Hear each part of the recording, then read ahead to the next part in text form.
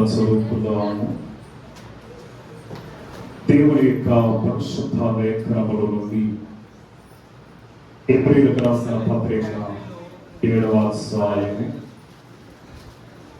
26వ వచనాన్ని మనం చదువుకుందాం.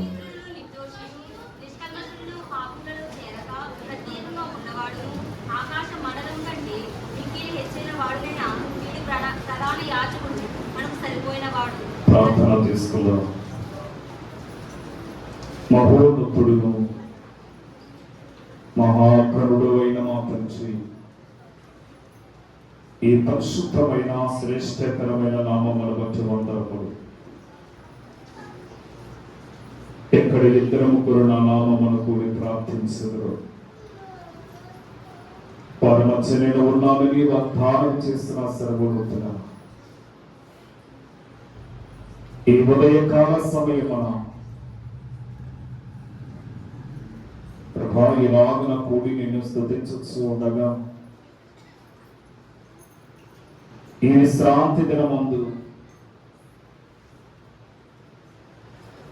ప్రభా కావలసిన ధన్యత మాకెల్లరకు అనుగ్రహించమని చదువున వాక్యమును మేము వివరించవలసి ఉండగా, వాక్య గ్రంథములో మీరు మాతో మాట్లాడమని మా మంచి బోధకుడమైన క్రీస్తు ప్రభువును వచ్చి ప్రథములాడుకొనొచ్చు నామము తెచ్చి అవి దేవుని యొక్క మహాకృపను బట్టి ఏర్పాటు చేయబడిన ఆదివార ఆరాధన క్రమంలో ఏకీవించిన మీకెల్లరకును మన ప్రభువును రక్షకుడైన యేసు క్రీస్తు యొక్క దివ్య నామమున మీకు శుభములు కలుగును గాక. ఆమేన్. చదవబడిన వాక్య లేఖనములలో నా యొక్క వాక్య ముఖ్యాంశం ఏమిటంటే పవిత్రుడు. అనగా మనము పవిత్రులుగా ఉండాలంటే ఏం చేయాలి అనే విషయములు ఈ యొక్క అపొస్తలుడైనటువంటి పౌలు గారు హెబ్రీ సంఘముతో మాట్లాడుతూ ఎలా ఉండాలో, ఏ విధముగా జీవించాలో, ఏ విధమైనటువంటి ప్రణాళిక కలిగి ముందుకు సాగాలని ఒక 7 ప్రాముఖ్యమైన విషయాలు మనకి చదవబడిన వాక్యములో మనం చూడగలిగిన వారమై ఉన్నాము. ఒకటి పవిత్రుడు, రెండవది నిర్దోషి, మూడవది నిష్కలంకుడు, నాలుగవది పాపులలో చేరక ప్రత్యేకంగా ఉన్నవాడు, ఐదవది ఆకాశ మండలము కంటే మిక్కిలి హెచ్చినవాడు, ఆరోది ప్రధాన యాజకుడు, ఏడవది సరిపోయినవాడు లేక తగినవాడు. క్రైస్తవుడిగా జీవించుచున్న మనము క్రీస్తుని పోలి నడుచుకోవాలని బైబిల్ గ్రంథం తెలియజేస్తాం. అనగా క్రీస్తుగా మనం జీవించాలి. క్రీస్తుని పోలి నడుచుకుంటే క్రీస్తు యొక్క గుణములను, క్రీస్తు యొక్క మంచి తలాన్ని మనకి అభ్యాసింపజేస్తాడట. అపొస్తలుడైనటువంటి పౌలు మొదటి కొరింథీయులకు రాసిన పత్రికలో 11వ అధ్యాయము ప్రారంభ వచనముల మాటలు మనకు తెలియజేస్తున్నాడు. ఇదిగో నేను క్రీస్తుని పోలి నడుచుకున్న ప్రకారం మీరు నన్ను పోలి నడుచుకుని అంటున్నాడు పౌలు గారు. ఆయన క్రీస్తుని పోలి నడుచుకుంటున్నాడు. మనము కూడా క్రీస్తుని పోలి నడుచుకునే వారమై ఉండాలి. ఇదే విషయము మొదటి తెస్సలోనికీయులకు రాసిన పత్రికలో 1వ అధ్యాయము 6వ వచనములోని కూడా మనకి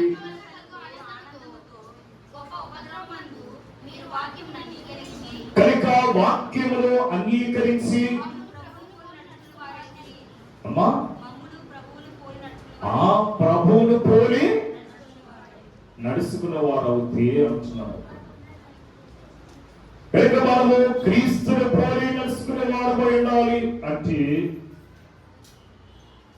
క్రీస్తు ఎలాగూ జీవించాడో అంటే మాదిరి జీవితాన్ని మనము అభ్యాసం చేయాలి. అందుకనే భక్తుడైనటువంటి యోబు అంటాడు,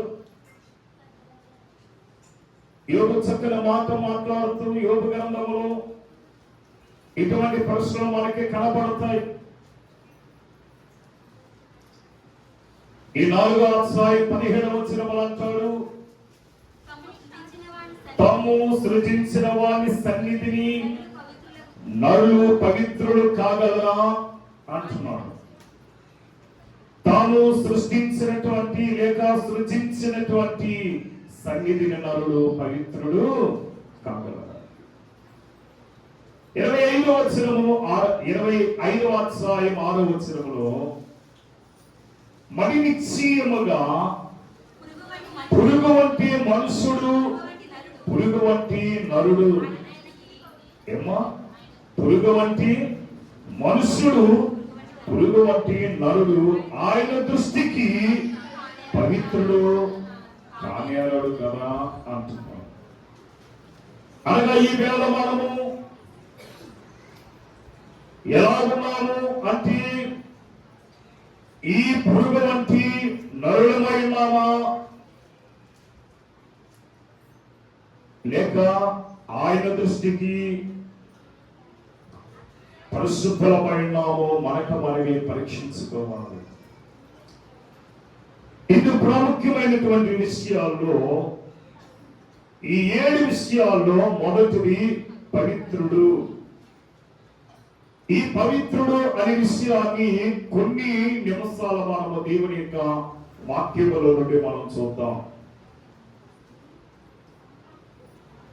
ఒకటి, దేవుని యందు భయము కలిగిన వాడు పవిత్రుడు. ఎవరైతే దేవుని యొక్క మాటకి భయపడి జీవిస్తాడో వాడు పరిశుద్ధుడై ఉంటాడు. అందుకే కీర్తనకారుడు 19వ కీర్తన 9వ వచనములో అక్కడ అంటున్నాడు, యెహోవా యందున్న భయము పవిత్రమైనది, అది నిత్యము నిలుచును. అనగా యెహోవా యందున్న భయమట పవిత్రమైనదట, అది నిత్యము నిలుస్తుంది. ఉదాహరణకు మనమే బానిసగా అమ్మబడినటువంటి యోసేపును మనం చూస్తే యోసేపు దేవునికి భయము భక్తి వినయము విధేయత కలిగి జీవించినటువంటి కుమారుడిగా యోసేపును మనం చూస్తూ ఉంటాం. అది కొన్ని కారణాలను బట్టి యోసేపు బానిసగా అమ్మబడ్డాడు. అమ్మబడినటువంటి యోసేపు ఆ ఇంటి యజమాని యొక్క భార్య అతనిని పాపములో పడవేయటానికి ప్రయత్నం చేసేటప్పుడు యోసేపు ఆ పాపములకు దూరముగా ఉన్నాడు. అంటే కారణం ఏంటంటే దేవుని యొక్క భయము అతనిలో ఉంది కనుక. ఆదికాండము 39వ అధ్యాయం మనం చూస్తే 8-9 వచనములలో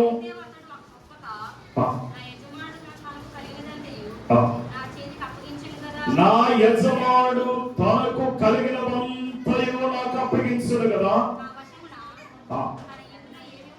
నా వశమున తన ఇంటిలో ఏమి ఉన్నదో అతడు ఎరగడు. ఈ ఇంటిలో నాకంటే పైవాడెవడనూ లేడు. నీవు అతని భార్యమైనందున నిన్ను తప్ప మరి దేనిని నాకు అప్పగింపగా ఉండలేదు. కాబట్టి నేనెక్క ఇంత ఘోరమైన దుష్కార్యములు చేసి దేవునికి విరోధముగా పాపము పట్టుకుంటున్నా అంటున్నాడు. ఏమ్మా మనం ఏం చేస్తాం? దొరికింది అవకాశం అనుకుంటారు కొందరు. కారణం ఏమిటంటే ఆ స్థలంలో అతని యజమానుడు లేడు, పనివారు లేరు, ఎవరూ లేరు. అనగా యోసేపు ఏమి చేసినా సరే అడిగేవారే లేరు అసలు అక్కడ. కానీ అతడు దేవునికి భయపడ్డాడు కాబట్టి ఆమెతో ఎటువంటి పాపము చేయలేదు. అందువల్లే పరిశుద్ధ గ్రంథము పవిత్రుడిగాను యోసేపును ప్రఖ్యాతి గాయించిన వాడిగాను మనకు చూపిస్తుంది. యోసేపు పరిశుద్ధుడు అంటానికి ఇదే చక్కని నిదర్శనం అనే మాటను మనం చూస్తూ ఉన్నాము. అందుకే వాక్యం అంటుంది, దేవుని యందు భయము కలిగి ఉండటం వల్ల మనకు కలిగే కొన్ని ప్రయోజనాలు బైబిల్ గ్రంథం మనకు చూపిస్తూ ఉంటాము.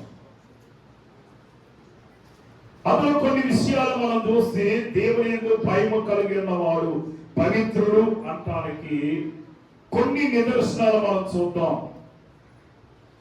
ఇందులో మనకి ఒక 3 ప్రాముఖ్యమైనటువంటి మాటలు మనకి కనబడుతూ ఉంటాయి. ఏమిటంటే ఒకటి జ్ఞానము, అలాగే సువాసన, ఐశ్వర్యము. ఈ 3 విషయాలు మనకి బైబిల్ మనకి బోధిస్తూ ఉంది. ఏమిటి ఈ యొక్క జ్ఞానము అనే మాటను మనం చూస్తే 111వ సంకీర్తన 10వ వచనాన్ని మనం గమనించినట్లయితే యెహోవా యందు భయము జ్ఞానములకు మూలము. అనగా ఏం కలుగు చేస్తుందంట? ఎవరి యొక్క భయము? యెహోవా యందు భయము జ్ఞానమునకు మూలము. అది జ్ఞానమును ఏమో కలుగజేస్తుంది. జ్ఞానం కలుగుతుంది భయము ద్వారా. భయము ద్వారా జ్ఞానం అభ్యాసింపబడుతుంది మనుషునికి. రెండవది యెషయా గ్రంథము 11వ అధ్యాయం 3వ వచనములో యెహోవా భయము అతనికి ఇంపైన సువాసనగా ఉండెను. సువాసన కలిగి జీవించడము, సువాసన కలిగినటువంటి జీవితము దేవుడు మనకు అనుగ్రహించాడు. ఈవేళ నీవు సువాసన కలిగి జీవితాన్ని అనుభవిస్తున్నావా, లేక దుర్వాసన కొట్టే జీవితాన్ని నీవు అనుభవిస్తున్నావో ఒకసారి మనమే పరీక్షించుకోవాల్సిన వారమై ఉన్నాం. అనగా దేవుని యొక్క భయము అతనికి ఇంపైన సువాసనగా ఉంటుందట. మరి దేవుని యొక్క భయం మనకుందా? ఏమా భయం లేనిపోడట బజార్లోనికి వెళ్ళి గుడ్డు పెట్టిందని వారు నాన్నగారు. ఈవేళ మనకి భయం ఉందో లేదో దేవుని యొక్క వాక్యాన్ని బట్టి మనమే సరిదిద్దుకోవలసిన వారమై ఉన్నాము. యెషయా గ్రంథం 33వ అధ్యాయం 6వ వచనంలో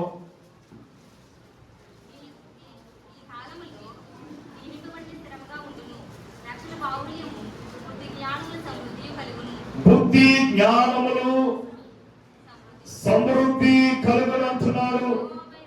యెహోవా భయము ఐశ్వర్యాన్ని కలుగజేస్తుందట. యెహోవా యొక్క భయము, దేవుని యందు భయము కలుగుంటే నీవు భూమి మీద ఐశ్వర్యవంతులై ఉంటావు. భూమి మీద మనము గొప్పవారమై ఉండాలంటే, భూమి మీద మనము ఐశ్వర్యవంతులమై ఉండాలంటే ఏం కలిగి ఉండాలట? యెహోవా యందు భయము కలిగి ఉండాలి. అందుకే దేవుని యొక్క భయము కలిగి ఉంటే మనం ఆయనకు ఇంపైన సువాసన కలిగిన వారమై ఉంటాము. రెండవ పవిత్రత ఏమిటంటే వాక్యముతో ఉదక స్నానము చేయబడిన వాడు పవిత్రుడై ఉంటాడు. ఈ లోకంలో చాలా విలువైనటువంటి సోపుతో మనమే మన శరీరాన్ని శుద్ధి చేసుకుంటూ ఉన్నాము. ఎంతటి విలువైనటువంటి సోపు ఉంది అంటే ఇంచుమించు 3,000 రూపాయల వరకు కూడా ఈ సోపు ఉంది. అంత ఖరీదైనటువంటి సబ్బులు ఉన్నాయి. అంత విలువైనటువంటి సోపులు మానవుడు వాడుతూ ఉన్నాడు. ఏడా ఏమా మన యొక్క దేశాన్ని ఏలుస్తున్నటువంటి నాయకులు వారు తాగుతున్నటువంటి ఆ ఫిల్టర్ వాటరే లీటర్ బాటిల్ వచ్చి 600 పైసలు కట్ట. అనగా 600 రూపాయలు లీటర్ బాటిల్ వచ్చి ఈ ఐశ్వర్యవంతులే తాగుతూ ఉంటే వాళ్ళు వాడే సోప్ ఎంత ఉంటుంది? రోజుకి లీటర్ బాటిల్ తాగుతారా? ఏమా ఇన్సూరెన్స్ 8 లీటర్ నీళ్ళు దినానికి తాగుతూ ఉంటాం. అంటే ఎన్ని 100 రూపాయలు ఖర్చు అవుతుంది వాటర్ విషయంలో. ఏమా అందుకే కావచ్చు నాయకుల యొక్క జీతాలు కోట్ల మీద ఉన్నాయి. నెలకొచ్చి ఏమా మన ప్రియతమ నాయకుడు మన ప్రియమ్మ గారి యొక్క జీతం కోట్ల మీద ఉంటారు, లక్షల మీద కాదు. ఇక్కడ మనం గమనించినట్లయితే వాక్యముతో ఉదక స్నానము ఎవరైతే చేయబడతారో వారే పరిశుద్ధులై ఉంటారు లేక పవిత్రుడై ఉంటాడు. సరే వాక్యాలు చదువుతాం. అపొస్తలుడైనటువంటి పౌలు ఎఫెసీ సంఘముతో మాట్లాడుతూ ఎఫెసీలకు రాసిన పత్రిక 5వ అధ్యాయము 25వ వచనాలు మనం చదువుదాం. అటువల్లే క్రీస్తు కూడా సంఘమును ప్రేమించి, బాగా గమనించండి, అది కలంకమైనను ముడతైనను అతిలు మరి ఏదైనను లేక పరిశుద్ధవంతముగాను నిర్దోషమైనదిగాను మహిమగల సంఘముగాను ఆయన తన ఎదుట నిలవబెట్టవలనని ఏమా మనమందరినీ కూడా క్రీస్తు తన పరిశుద్ధ స్థలములో నిలవబెట్టడానికి, ఆయన నివసించినటువంటి గృహములో మనల్ని పెట్టడానికి ఆయన ఏం చేస్తున్నాడట? ఉదకము చేత దానిని పవిత్రపరిచి పరిశుద్ధపరచుడికై దాని కొరకు తను తాను అప్పగించుకునే మాత్రం మనం చూస్తున్నాము. ఏం చేస్తున్నాడట? క్రీస్తు తన సంఘానికి ఉన్న 3 లక్షణాలు లేకుండా ఉండాలని ప్రేమించి వాక్యముతో ఉదక స్నానము మా చేసి దానిని పవిత్రపరచడట. ఏంటి 3 లక్షణాలు అంటే, ఒకటి కలంకము ఉండకూడదు, రెండోది ముడతలు మచ్చలు ఉండకూడదు, మూడోది అట్టిది మరి ఏదైనా ఉండకూడదు. అంటే ఈ పాపములకు చెందినటువంటిది ఏది కూడా మన జీవితంలో ఉండకూడదని క్రీస్తు తన సంఘాన్ని 3 లక్షణాలు కలిగి ఉండాలని ప్రేమించి ఆయన ఏం చేస్తున్నాడంటే వాక్యముతో ఉదక స్నానం చేత దానిని పవిత్రపరచాడట. ఇందులో 3 లక్షణాలు మనకు కనిపిస్తున్నాయి. ఏమిటంటే, ఒకటి పరిశుద్ధంగా ఉండాలి, 2 నిర్దోషమైనదిగా ఉండాలి, మూడు మహిమ గల సంఘముగా ఉండాలి. ఈవేళ మనం ఉన్నామా? ఉండటానికి ప్రయత్నం చేయించున్నామా? మనము అలాగున మనం అనగా ప్రయత్నం చేస్తే కీర్తనకారుడు ఒక చక్కని మాట మనకు చూపిస్తాడు. 12వ అధ్యాయం 6వ వచనములో, ఇందువలనగా యెహోవా మాట పవిత్రమైనవి. దేవుని మాట ఎటువంటిదంటే పవిత్రమైనవి. అవి మట్టి మోసలు 7 మార్లు కరిగి ఊదిన విన్నంతయు పవిత్రములు అంటున్నాడు. ఇక్కడ మనం గమనించినట్లయితే మనము పవిత్రతగా జీవించాలి, పరిశుద్ధంగా జీవించాలి.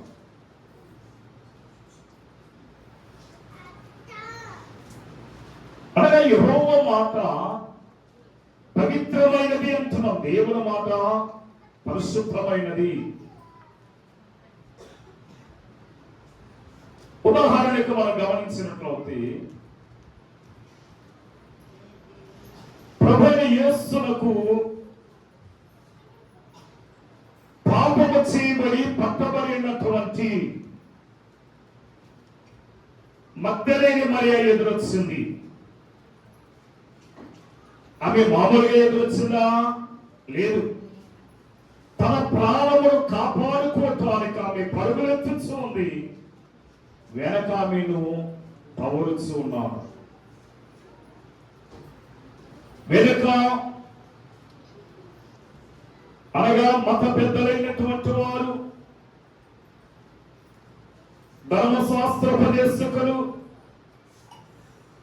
అనగా ప్రజలు పెద్దలు సమకూడి వారి మీద తరలిస్తూ ఉండగా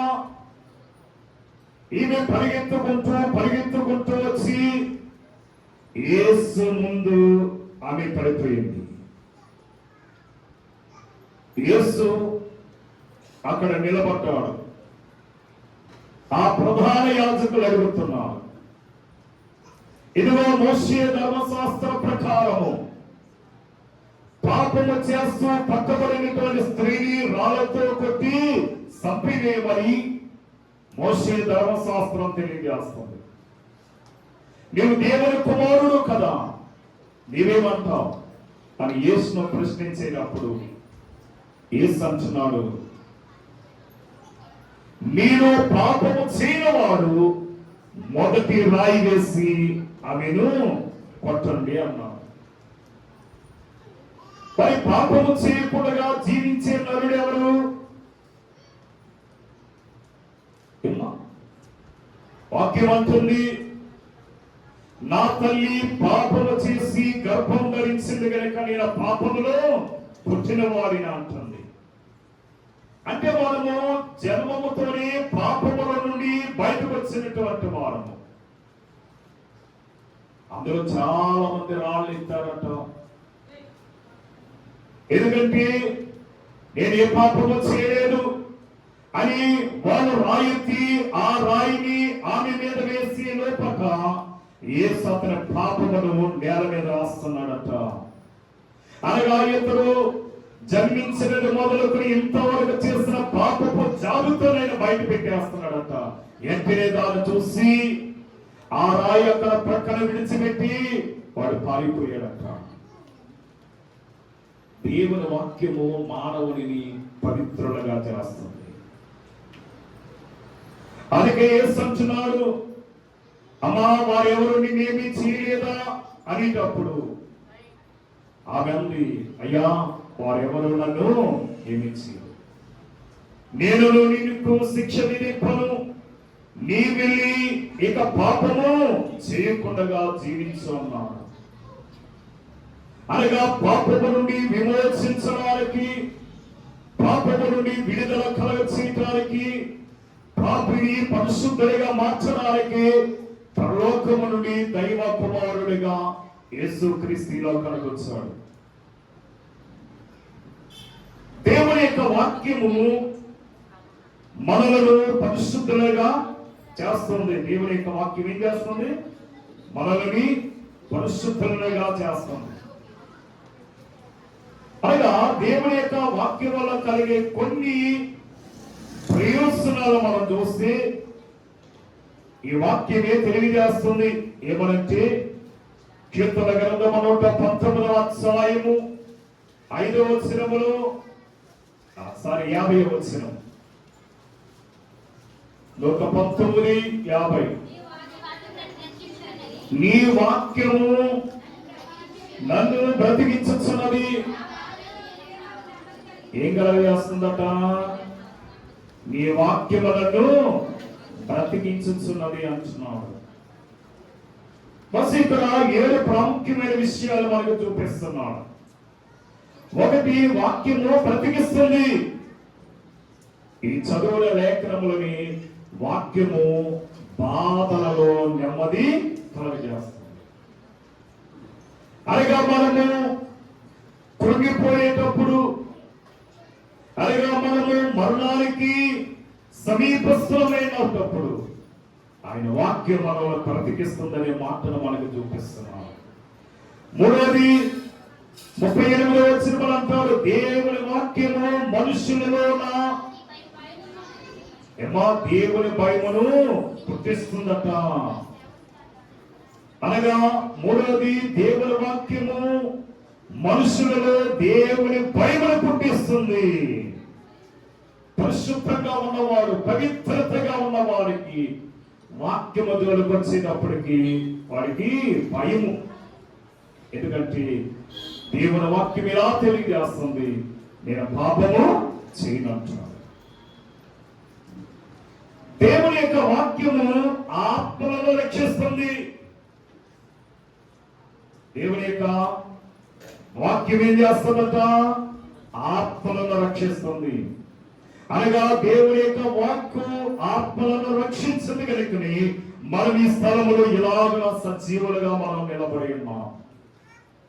యాకోబు రాసిన పత్రిక 1వ అధ్యాయము 21వ వచనాన్ని మనం గమనిస్తే, అది చేత సమస్తమైన కల్మషమును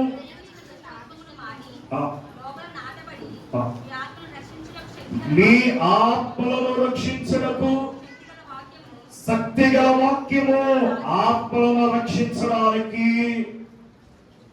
సూపర్ మార్కెట్లో ఎటువంటి మెడిసిన్ లేదు, సూపర్ మార్కెట్లో ఎటువంటి సరుకుల అమ్మకం లేదు. ఆత్మల రక్షణ కొరకు ఎక్కడున్నాయంటే దేవుని యొక్క వాక్యములో ఉంది ఆత్మరక్షణ. అందుకే నీ ఆత్మ రక్షింపబడాలంటే మేము దేవుని యొద్దకు పరిగెత్తుకుంటూ రావాల్సిన వాళ్ళందరూ. ఐదవది, ఎబ్రీయులకు రాసిన పత్రిక 4వ అధ్యాయము 12వ వచనములో అంటాడు, దేవుని వాక్యము హృదయం యొక్క తలంపులను శోధిస్తుంది అంటున్నాడు. అనగా హృదయం యొక్క తలంపులను ఏం చేస్తుందంటే శోధిస్తుంది దేవుని యొక్క వాక్యము. అందుకే వాక్యమే నేను బాగు చేస్తుంది. వాక్యము శిరస్సు మొదలుకుని పాదముల వరకు మన శరీర అవయవములను ఏం చేస్తుందట? బాగు చేసేది ఏందట? 107వ సంకీర్తన 20వ వచనముల మాటను మనకు చూపిస్తాడు. ఆయన తన వాక్కును పంపి ఏం చేస్తాడట? బాగు చేస్తాడట. వాక్కును పంపి అంటే దేవుని యొక్క వాక్యాన్ని పంపించి, దేవుని యొక్క వాక్యము మన యొక్క కృపా సత్య సంపూర్ణుడిగా మన మధ్య నిలిచి ఉంది. దేవుని యొక్క వాక్యము మానవుని యొక్క త్రోవలకు వెలుగునిచ్చేది ఉంది. అందుకే దేవుని యొక్క వాక్యము మానవుని ఏం చేస్తుందట? బాగు చేస్తుందట. ఏమో మూడో విషయానికి మనం వచ్చినట్లయితే, దయగల మాటలు మాట్లాడేవాడు పవిత్రుడు.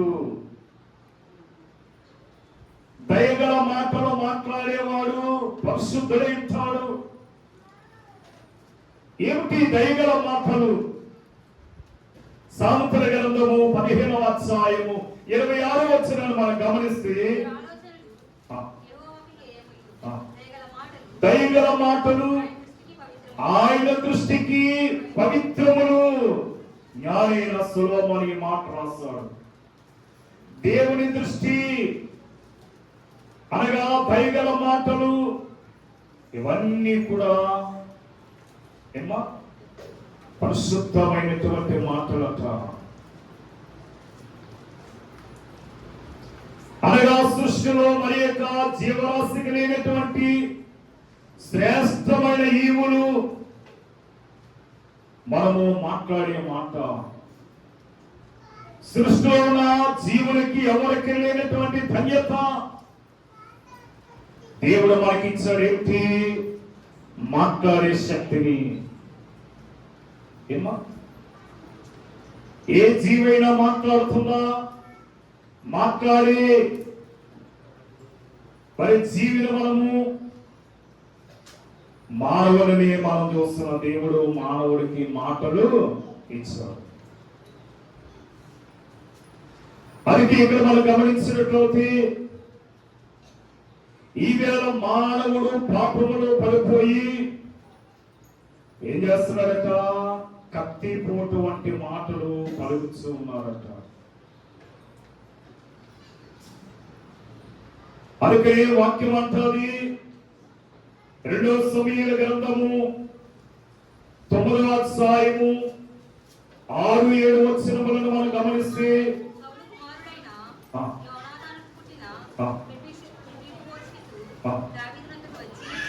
దావీదునొద్దకు వచ్చి సాగిలపడి నమస్కారం చేయగా దావీదు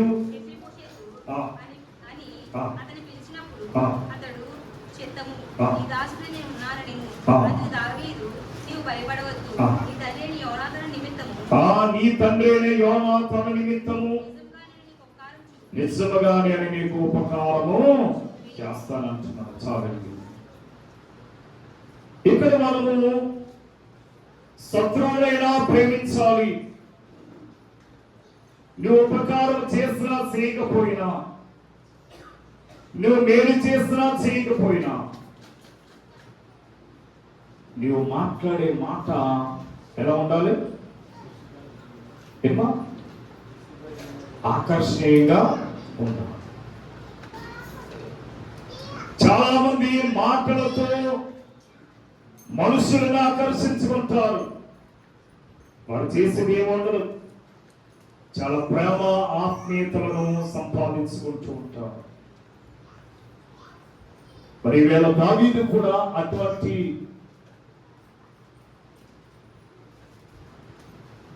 యోనాతాను కుమారుడి విషయంలో ఆయన చూపించినటువంటి దయ, కరుణ, జాలి ఇవన్నీ మనం చూస్తున్నాం. బైబిల్ గ్రంథంలో మనం చూస్తాము. ఈ 2 సమూయేలు గ్రంథంలో 22వ అధ్యాయం 26వ వచనానికి వస్తే,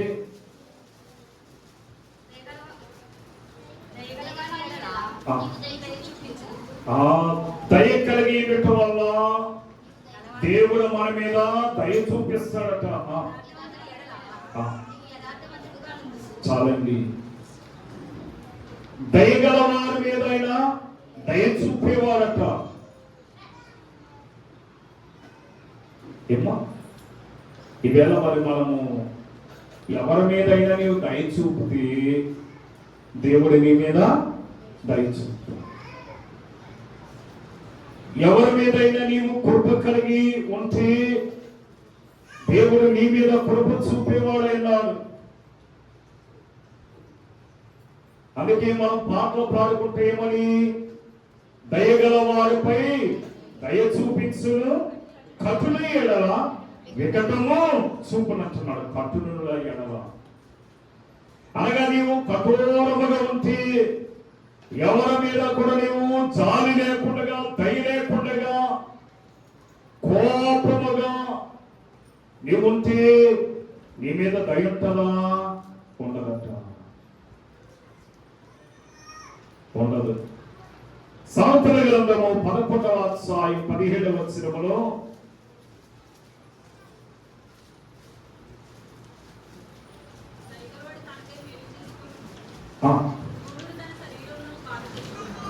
కనుక ఏమంటున్నాడు ఇక్కడ? దయ కలిగి ఉండటం వల్ల మేలు కలుగుతుంది. ఆ వాక్యంలో ఉన్న వివరణ ఏమిటంటే దయ కలిగి ఉండటం వల్ల మేలు కలుగుతుందట.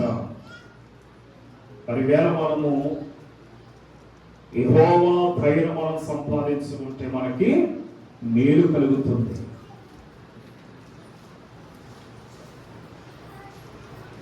నాలుగవది మనం గమనించినట్లయితే యేసు రక్తము చేత కడగబడిన వాడు పవిత్రుడు. ఏ రక్తములో? యేసు రక్తములో కడగబడటం వలన పవిత్రుడు.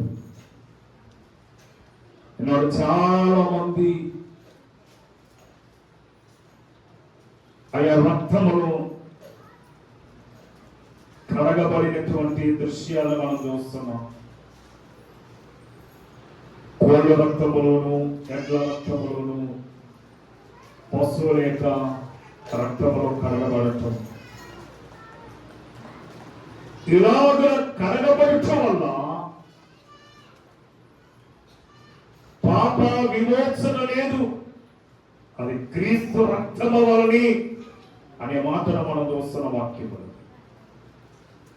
మొదటి యోహాను రాసిన పత్రిక 1వ అధ్యాయము 7వ వచనములో, అయితే ఆయన వెలుగులో ఉన్న ప్రకారము మనమును వెలుగులో నడిచిన యెడల, అంటే ఆయన వెలుగులో ఉన్నాడు, మనం ఎందులో నడవాలి? అంటే ఎందులో నడుస్తున్నాం? మనం చీకట్లో నడుస్తున్నాం. నడిచిన యెడల మనము అన్యోన్య సహవాసము గలవారమైందుము, అప్పుడు ఆయన కుమారుడైన యేసు రక్తము, బాగా గమనించండి, అండర్లైన్ చేసుకోండి, ఆయన కుమారుడైన యేసు రక్తము ప్రతి పాపములను మనల్ని పవిత్రులుగా చేయని మాత్రం చూస్తున్నాం. యేసు రక్తములోనే మనము పవిత్రులుగా చేయబడతాము. గాని కోడి రక్తములు గాని, ఆ దూడ రక్తములు గాని, పొట్టేల రక్తం వల్ల ప్రయోజనం లేదట. అమ్మా, ఈ మాట యేసు రొమ్మను ఆనుకున్నటువంటి యోహాను, యేసు ప్రభు యొక్క శిష్యుడైన యోహాను రాస్తున్నాడు ఈ మాట. యోహానుగా రాస్తున్నాడు ఏమనంటే యేసు రక్తం వల్లే ప్రతి పాపము నుండి మనము పవిత్రులుగా చేయబడతామనే విషయాన్ని. మరొక విషయాన్ని తిమోతి గారు తెలియజేస్తూ, మొదటి తిమోతికి రాసిన పత్రిక 1వ అధ్యాయంలో 12వ వచనము 11వ వచనములో, దోషకుడును హింసకుడును హానికరుడుగా జీవించిన సౌలు చేసిన పాపములు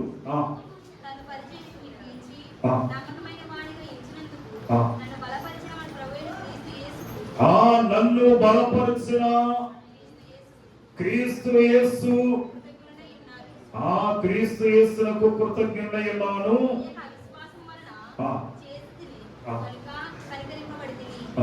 మరియు మన ప్రభు యొక్క కృపయు క్రీస్తు యేసునందు విశ్వాసమును ప్రేమయు అత్యధికంగా విస్తరించెను. పాపులను రక్షించుటకు క్రీస్తు యేసు లోకమునకు వచ్చెను. చాలండి. అసలు క్రీస్తు యేసు లోకానికి రావడానికి గల కారణం ఏంటి అంటే, మొదటి ఆదామైనటువంటి ఈ మొదటి మనుష్యుడు పాపంలో పడిపోయి పతనమైపోయాడు కనుక, ఈ రెండవ ఆదామైనటువంటి రెండవ మనుష్యుడైనటువంటి యేసు క్రీస్తు ఆ పతనమైపోయినటువంటి మానవుడిని పవిత్రుడిగా చేయటానికి, క్రీస్తు తన రక్తము ద్వారా కడిగి శుద్ధి చేయటానికి యేసు క్రీస్తు ఇలా కనుగొచ్చాడట. యేసు రక్తం వల్ల కలిగి ప్రయోజనాలు ఏమిటి అని మనం ఆలోచిస్తే, అనేకమైన ప్రయోజనాలు మనం చూస్తాం. ఏంటి క్రీస్తు రక్తం వల్ల మనకి కలిగే ప్రయోజనము అంటే, యేసు రక్తము వలన పాప క్షమాపణ కలుగుతుంది. మొదటిది, యేసు రక్తం వలన పాప క్షమాపణ కలుగుతుంది. మత్తయి సువార్త 26-28 వచనములో మనం చూస్తాం. ఆయన అంటున్నాడు, ఇది నా రక్తం అనగా పాప క్షమాపణ నిమిత్తము అనేకుల కొరకు సిందింపవలసిన క్రొత్త నిబంధన రక్తం అంటున్నాడు. పాప క్షమాపణను మనకు అనుగ్రహించడానికి. రెండవది, యేసు రక్తం వల్ల విమోచన కలుగుతుంది, అంటే విడుదల మనకి లభిస్తూ ఉంది. ఎఫెసీయులకు రాసిన పత్రిక 1వ అధ్యాయము 17వ వచనాన్ని మనం గమనిస్తే 1:17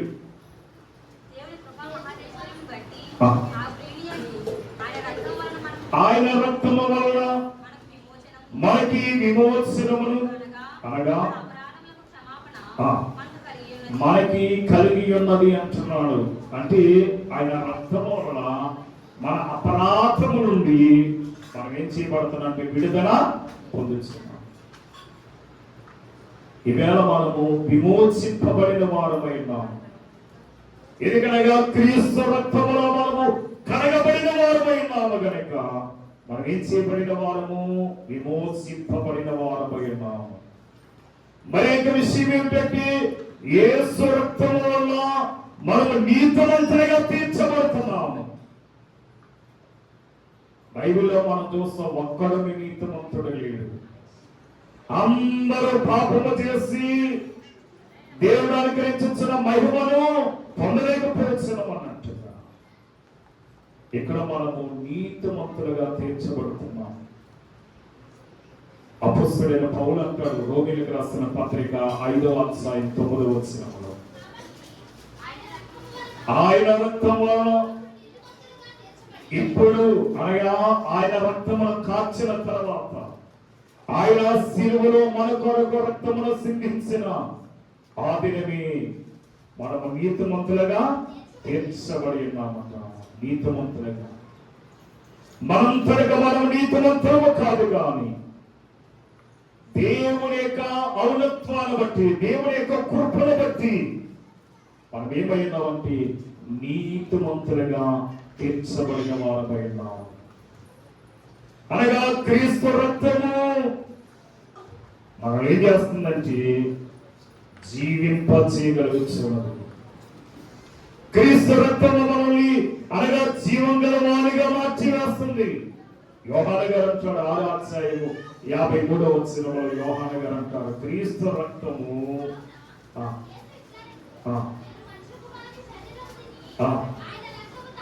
చూడండి, మనుష్య కుమారుని యొక్క శరీరము తినటం అంటే ఎలా తింటారు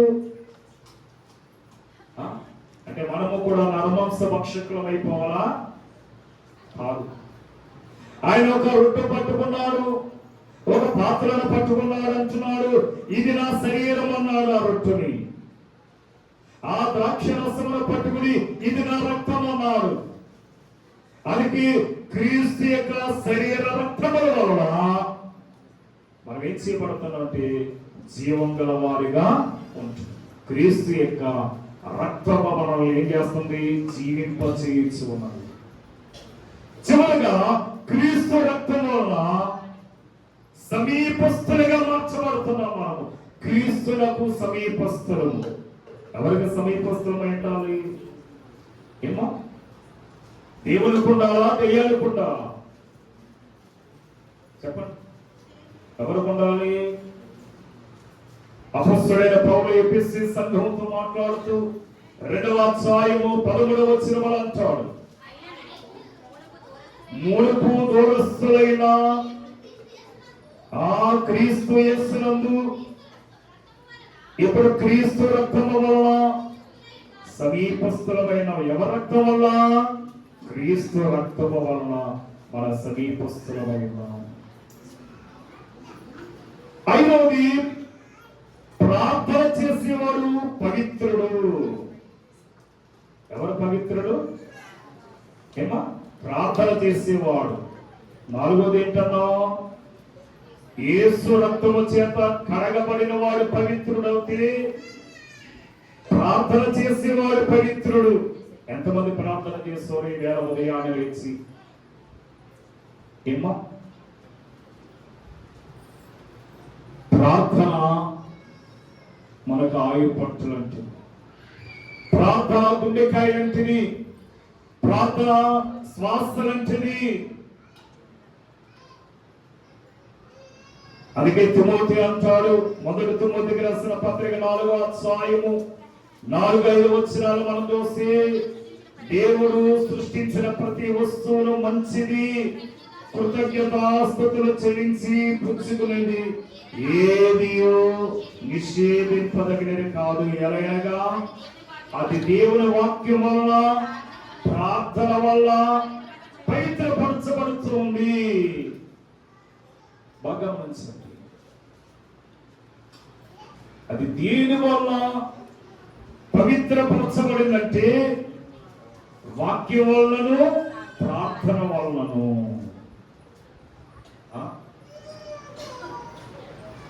చాలా మంది ఈ వాక్యాన్ని సరిగా అవగాహన చేసుకోరట. దేవుడు సృష్టించిన ప్రతి వస్తువు కూడా మంచిది.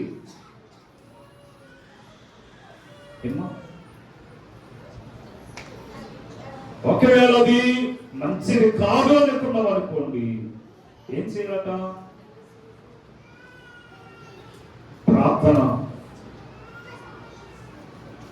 ఆ కళంకమును తొలగించి వేస్తారంట.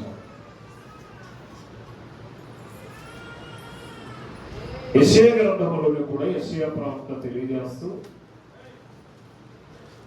6వ అధ్యాయము 5వ వచనంలో,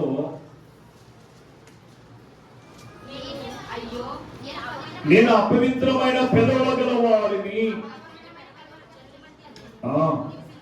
నివసించేవాడు. చదువు.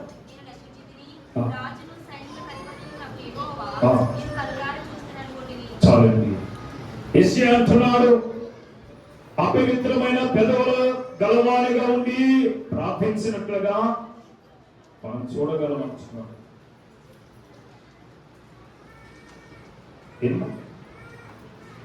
ఎందుకంటే నీ ప్రార్థన దేవుడు చూస్తాడు, నీ భక్తిని దేవుడు గమనిస్తాడు. ఎందుకంటే 2 వ్యక్తులు బయలుదేరారు. 2 దేవుడు నమ్ముకున్నారు. 2 కూడా మంచి భక్తులు పెరుగుతున్నారు. ఆ 2 వ్యక్తులు వచ్చారు. లూకాసు వార్త 18వ అధ్యాయం 11-14 వరకు చూసుకోండి. అందులో వారికి పరిసయ్యుడు కనపడుతున్నాడు, సుంకరే కనపడుతున్నాడు. ఈ సుంకర ఉపవాసంలో అతడు ప్రార్థన చేస్తున్నాడు.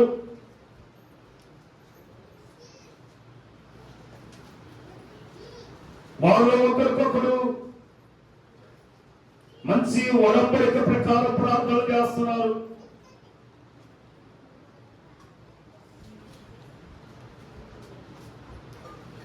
మరి ఇక్కడ మనం గమనించినట్లయితే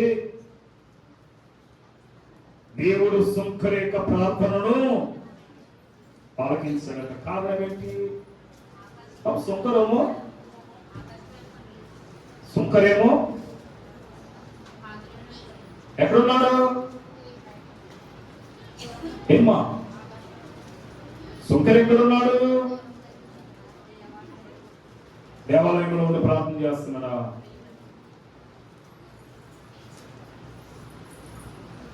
ఏమ్మా, ఒక వాక్యం చదవకపోయినా అర్థం అవ్వకనే నాకు సమాధానం చెప్తారు. పోనీ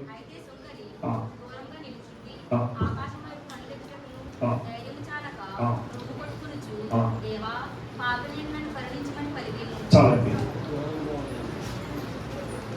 పరిచయం చేసింది ఏమన్నాడు? ఎవరు చేయమన్నారు నిన్ను? ఏమ్మా? నిజంగా నీవు యథార్థముగా చేస్తే దేవుని ప్రార్థనలకు ఇస్తాడు.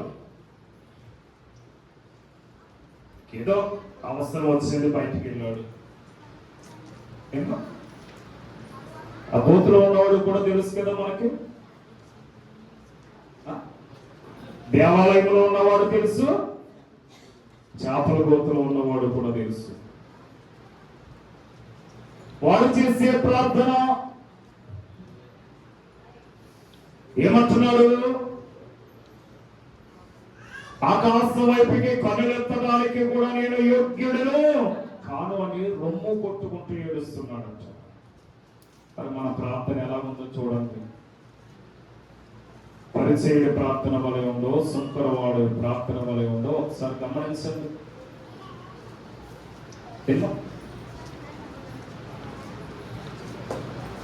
దేవుడు మన ప్రార్థన ఎలా ఉంచాలంటే ఒక యెషయా వలె, ఒక ఏలియా వలె, ఒక మోషే వలె, ఒక సుంకర వలె మన ప్రార్థన ఉండాలని దేవుడు కోరుకుంటున్నాడు.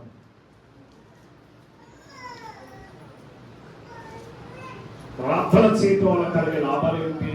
ఏదైనా మనకు లాభం కలిగితేనే మనము ముందుకెళ్తాం. అవునా కదా? ఏమ్మా, యేసు ప్రభు నమ్ముకుంటే మనం భాగ్యవంతులం అయిపోతామని ఒకవేళ మీరు దేవుళ్ళకి వచ్చారా? అలాగైతే స్వార్థముతో దేవుని నమ్ముకున్నట్టు. అలాగైతే మనము పాపంతో నమ్ముకున్నట్టు. వాక్యం అంటుంది, మత్తయి సువార్త 8:2 మనం గమనిస్తే ఈ ప్రార్థన చేయటం వల్ల కలిగే లాభం ఏంటో చూపిస్తున్నాడు అక్కడ. ఇదిగో కుష్ఠరోగి వచ్చి ఆయనకు మొక్కి, నీకిష్టమైతే నన్ను శుద్ధిగా కనుక ప్రార్థించటం వల్ల యేసు ప్రభు వచ్చి వారిని ముట్టి అంటున్నాడు, నాకు ఇష్టమే నీవు శుద్ధుడు. అంటే ప్రార్థన చేయటం వల్ల ఏమొచ్చింది? స్వస్థత. ప్రార్థన వల్ల అద్భుతాలు జరుగుతాయి అంటాడు నిర్గమాకాండం 14:21. ఈ ప్రార్థన వల్ల మనము విజయమును సంపాదించుకుంటాము. 2వ దినవృత్తాంతములు 20వ ప్రారంభం నుండి 12 వరకు మీరు చదువుకుంటారు. ఈ ప్రార్థన వల్లనే మనం రక్షింపబడుతున్నాము. ప్రార్థన చేసేవాడే రక్షింపబడతాడు. లూకాసు సువార్త 23:42 మన ప్రార్థన చేయటం వల్ల దయ్యములు వదిలిపోతాయి. ఇవేళ దయ్యాలు పోవాలంటే మనం ఏం చేయాలంటే ప్రార్థన చేయాలి. ప్రార్థన చేయకపోతే దయ్యం మన దగ్గరే కూర్చుంటాడు. మత్తయి సువార్త 15:21-28 వరకు. ప్రార్థన చేయటం వల్ల చనిపోయిన వారు తిరిగి లేచాడు. తెచ్చడం లేవలేదా? ఏమో మత్తయి సువార్త 9:18 చదవండి.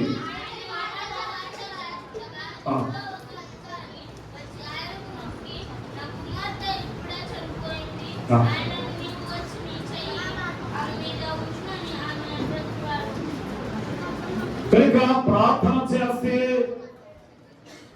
ఏం కలిగిందట? చనిపోయినటువంటి చిన్నది బ్రతికింది.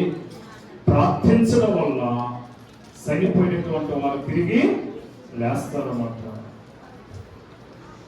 మనం చూస్తాం, సునేమిరాల యొక్క కుమారుడు, సారేపతి యొక్క విధవరాల యొక్క కుమారుడు, వీళ్ళందరూ కూడా ప్రార్థన చేయటం వల్ల తిరిగి లేచారు. సువార్త పాఠములకి యాయేలు కుమార్తె, అలాగే